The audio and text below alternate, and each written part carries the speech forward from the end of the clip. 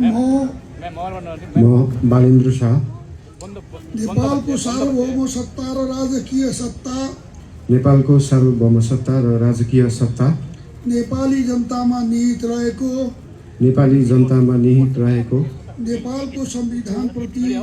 नेपालको संविधानप्रति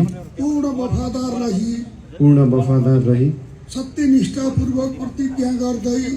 सत्यनिष्ठापूर्वक प्रतिज्ञा गर्दै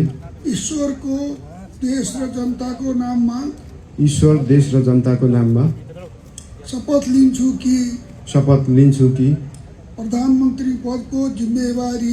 प्रधानमन्त्री पदको जिम्मेवारी प्रचलित कानुनको पालना गरी मुलुक र जनताको भलो चिताई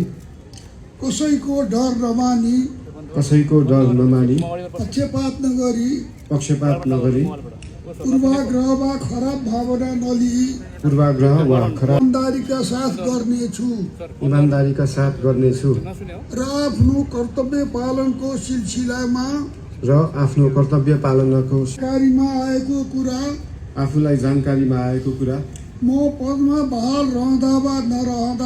म पदमा बहाल रहँदा वा नरहँदा जुनसुकै अवस्थामा पनि प्रचलित कानुनको पालना गर्दा बाहेक अरू अवस्थामा कुनै किसिमबाट पनि प्रकट वा संकेत गर्ने छैन। धन्यवाद। यसपछि नवनियुक्त सम्माननीय प्रधानमन्त्रीज्यूलाई आफ्नो आसनमा रही शपथ पत्रमा हस्ताक्षर गराउन